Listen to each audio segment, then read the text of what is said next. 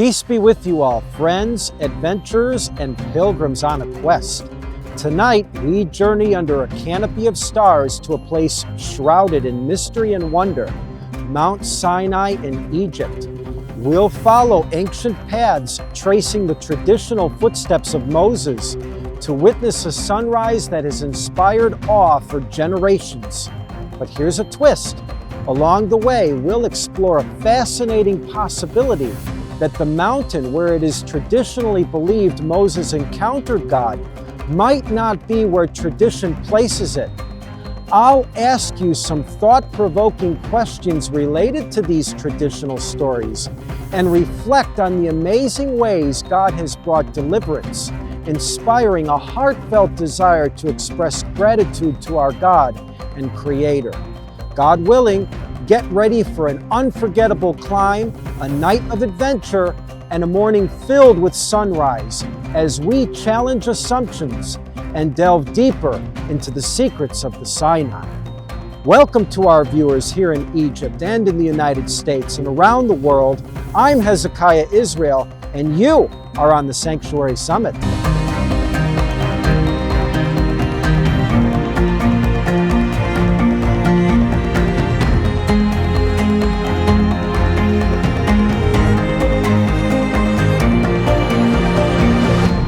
Our adventure begins tonight in the vibrant town of Sharm el-Sheikh. From here, we'll embark on a bus journey under the starry sky, traveling for approximately 3 to 4 hours towards the legendary Mount Sinai. We'll arrive at the foot of the mountain where the St. Catherine's Monastery stands. Made a little stop here along our way. This is my camera guy, Akram. Hello. He's doing the photo shooting and video work tonight, along with being my translator. He's very good with English and Arabic.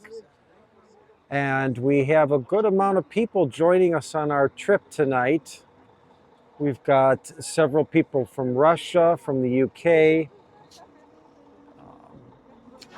And as some of you may or may not know, Sharm is a destination that's very popular for Italians, Russians, and even people from the UK.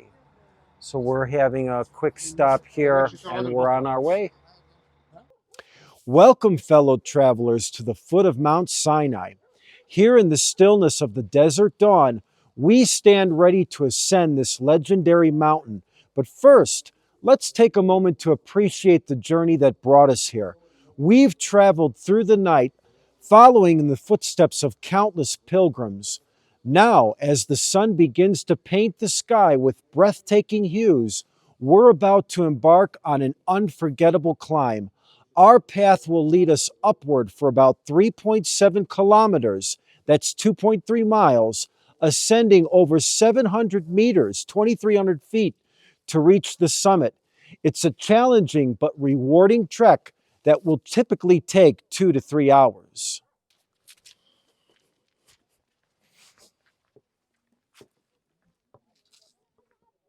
Now just look at this breathtaking vista. We've reached the summit of Mount Sinai, a place where the earth meets the sky, and where, according to tradition, Moses stood in the presence of God. As the sun bathes these ancient peaks in golden light, it's easy to feel a sense of awe and wonder. This site is known in Arabic as Jabal Musa, meaning Moses' mountain, and is traditionally considered Mount Sinai. This is where the Israelites, after experiencing the miraculous parting of the Red Sea and escaping slavery in Egypt, journeyed in the wilderness. Can you imagine the overwhelming relief and joy they must have felt as they crossed those parted waters? Witnessing the impossible become reality? The Bible tells us they erupted in songs of praise and thanksgiving led by Moses himself. Exodus chapter 15 recounts their jubilant cry, "I will sing to the Creator, for he is highly exalted. The Creator is my strength and my defense. He has become my salvation." Their hearts overflowed with gratitude, recognizing God's mighty hand in their deliverance. "Who is like you, O Lord?" they proclaimed. Miriam, the prophetess, led the women in dancing and singing, their timbrels echoing through the wilderness, celebrating their newfound freedom. This powerful experience marked the beginning of their journey towards a relationship with God, a journey that would lead them to this wilderness.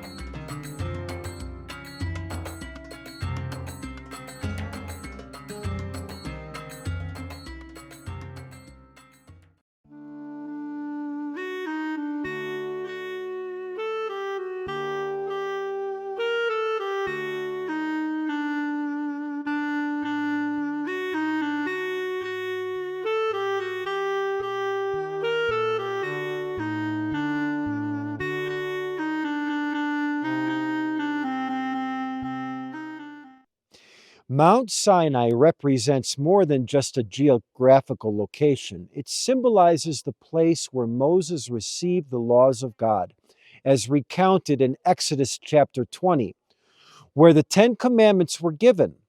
But this raises a profound question.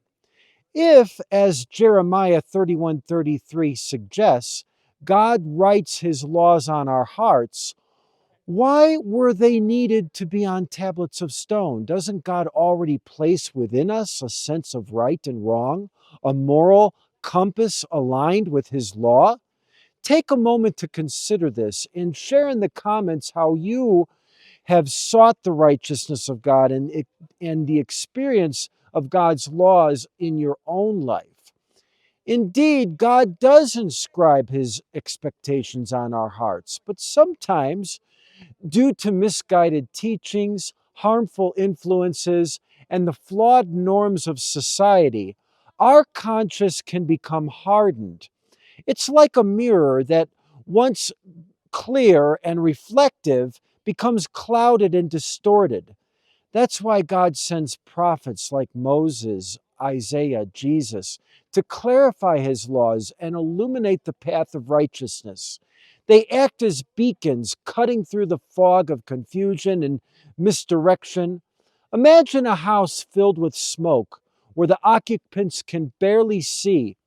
A true prophet of God, like a breath of fresh air, throws open the doors and windows, allowing the smoke to escape and revealing the clear path within.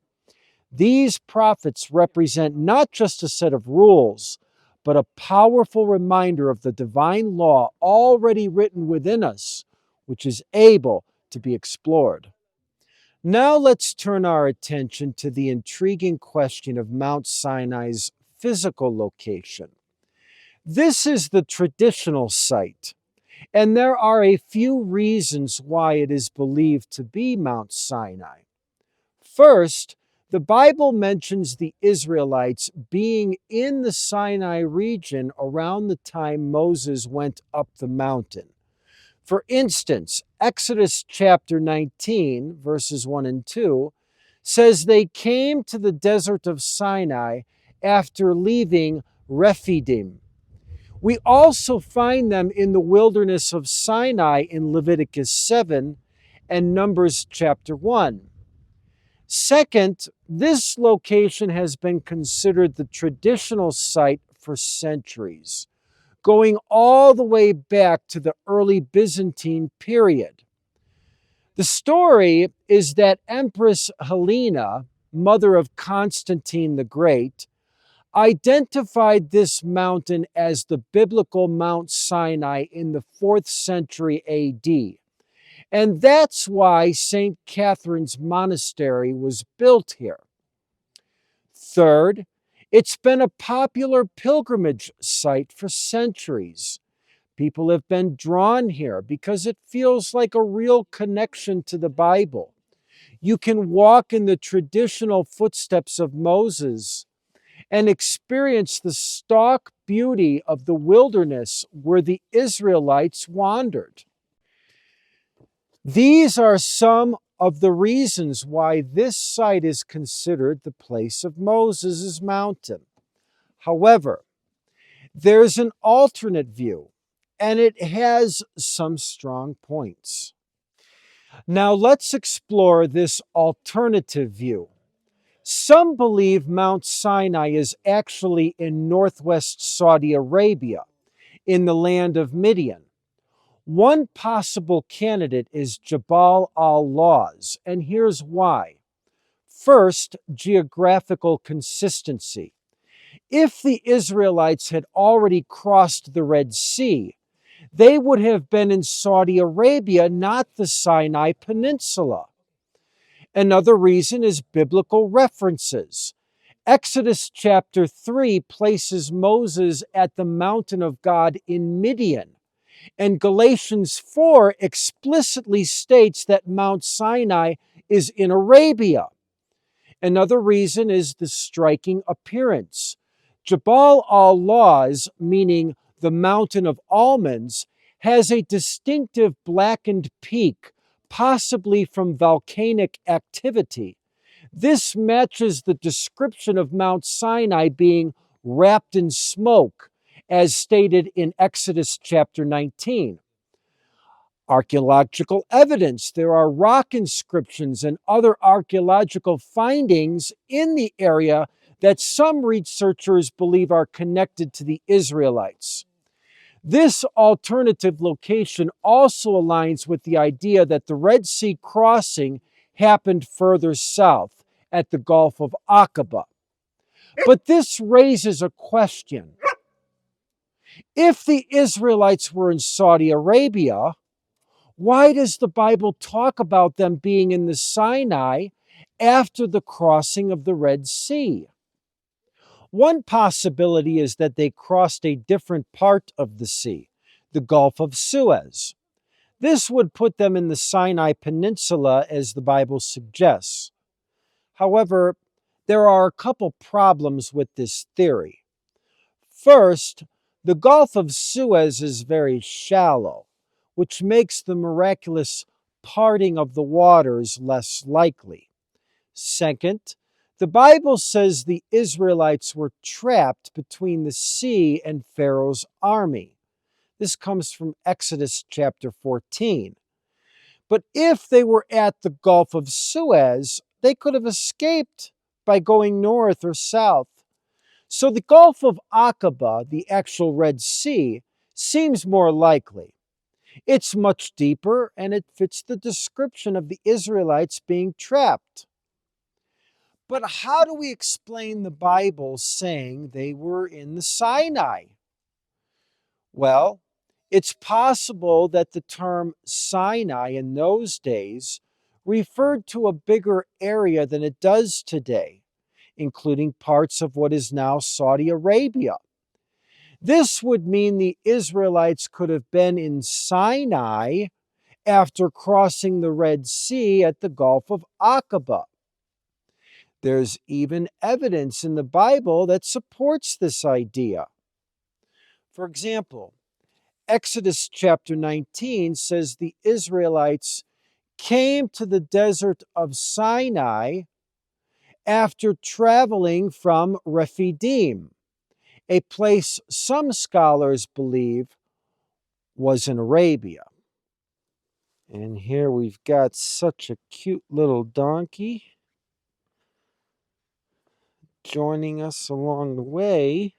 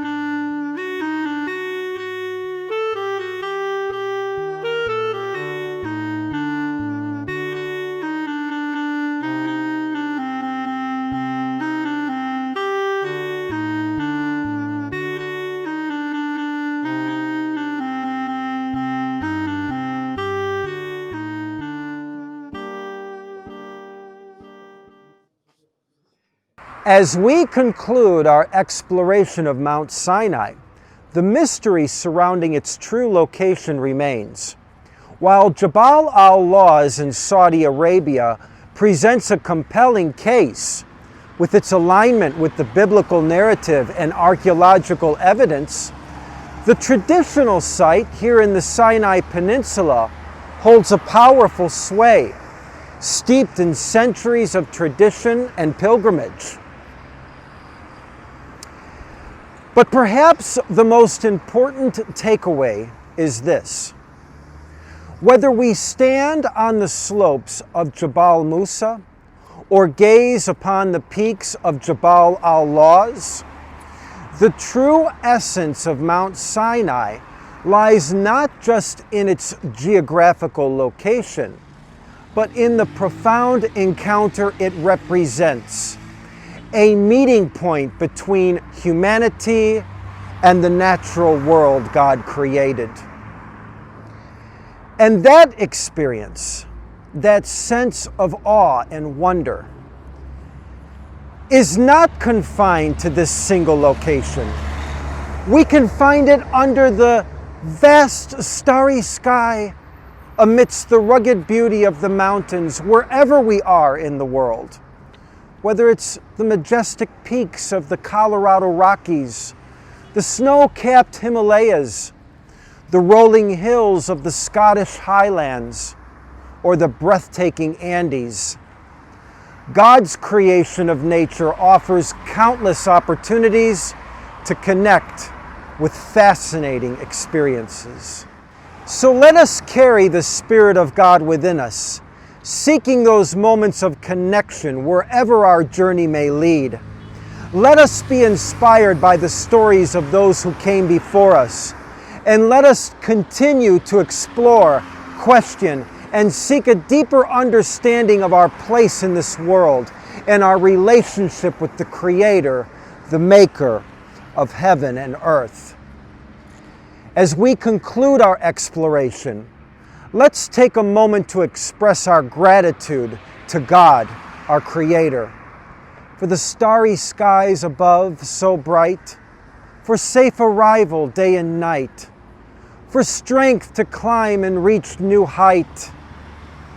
Let's thank the Creator with all our might, for laws inscribed upon our hearts, guiding us towards a righteous start, for prophets wise who played their part, like Moses, Jesus, set apart, for freedom's gift to seek and find the truth that sets our hearts and minds. For wonders vast of every kind, let's thank the Creator, true and kind. For mountains grand and skies so wide, for all creation deep inside, let's thank the One who does preside, with grateful hearts and joyful stride. I hope this journey, grand and bold, has helped your spirit to unfold. May wonder fill the path you roam as you connect with God, your home. Thank you all for joining me today to Mount Sinai. I'm Hezekiah Israel. Peace be with you.